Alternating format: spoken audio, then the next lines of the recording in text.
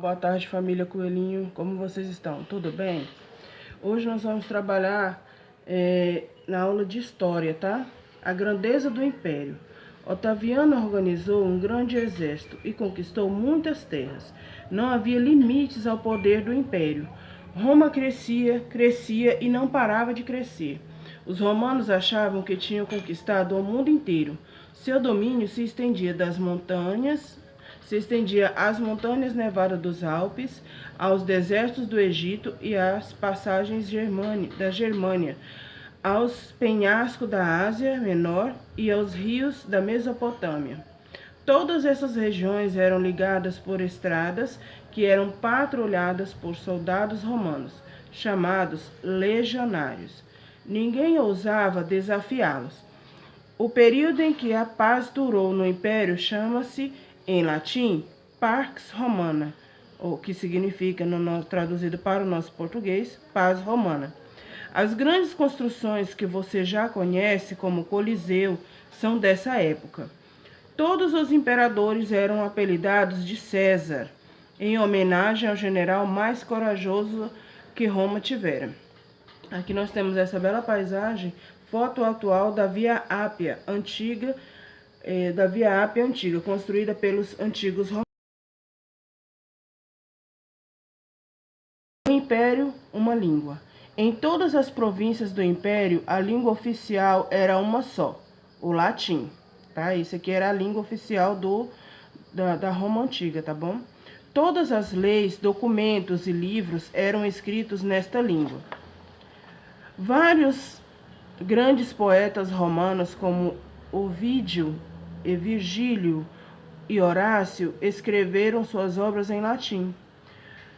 Mas cada povo que foi conquistado passou a falar o latim do seu jeito. Aliás, o latim era falado em tantas províncias diferentes que influenciou a formação de outras línguas. Por exemplo, a nossa língua, o português, nasceu do latim. Quem quisesse ser importante em Roma precisava estudar muito latim. Também tinha de saber falar na praça, em voz alta, para todo mundo ouvir. Por sinal, na praça principal ficava o fórum, que era o centro da vida da cidade, tá? Aí tem aqui detalhes da estátua de Cícero, um político romano especialista na arte de falar bem. Olha aqui, ele está falando em praça. E aqui é uma foto, né, da edição de poemas de Horácio, que ele tem mais de 400 anos, todo escrito em latim, tá? O dia a dia em Roma. Você acha que viver em apartamento é uma invenção dos nossos dias? Não é, não. Na Roma Antiga, muita gente vivia nas ínsulas, edifícios de 3 ou 4 andares em que habitavam várias famílias. Quem podia comprava uma domus, que era uma casa bem grande com um jardim central, em torno do qual ficavam os quartos e as salas. Alguns romanos possuíam casas no campo chamadas vilas. Essas casas eram um refúgio para descansar da correria da vida da cidade. Na mesa dos romanos, os alimentos mais comuns eram mingau de cevada, pão, queijo, ovos, figos, romãs, maçãs, pera, leite de cabra e vinho. Não havia talheres, comia-se tudo usando as mãos. As refeições eram 3. O gentáculum, que é o café da manhã, né, traduzido para o português, aqui está em latim, tá?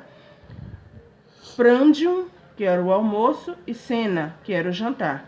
As mais importantes do dia, né? A mais importante era o jantar, tá? Porque eles passavam o dia trabalhando, né? Aí aqui, ó, nós temos o desenho de uma ínsula, né? Que era como se fossem os edifícios antigos, tá? E aqui, ó, nós temos a domus, ó, que era uma casa, né? Que as pessoas que tinham mais condição compravam ela. Era uma casa espaçosa para uma família só, que tinha um jardim, né? Tinha piscina, tinha tudo dentro dela. Era uma casa muito boa. Por que Roma é importante? Roma foi a maior cidade do mundo por centenas de anos.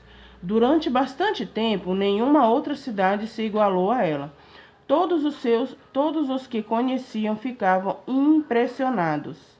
A grandeza de suas construções, a importância das suas leis e a força do seu exército enchiam os romanos de orgulho.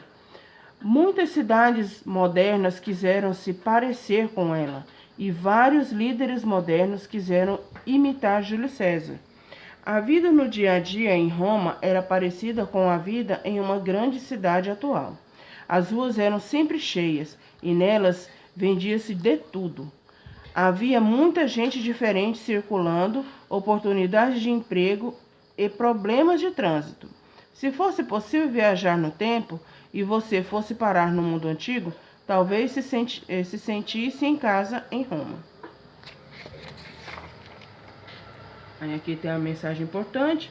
Alguns feitos, como as construções, a arte, as leis e outros feitos humanos, podem ser marcos da cultura de um povo quando realizados com dedicação e cuidado. Eles podem perdurar por muitos anos e influenciar outros povos e épocas. Isso porque, além de Deus ter nos criado para também criar as coisas, Ele nos criou para conviver e influenciar as pessoas ao nosso redor. Aí aqui tem um resumo do que vocês aprenderam. E aqui vocês vão começar a fazer a atividade da página 21, 22 e 23, tá bom? Vamos então responder a nossa atividade?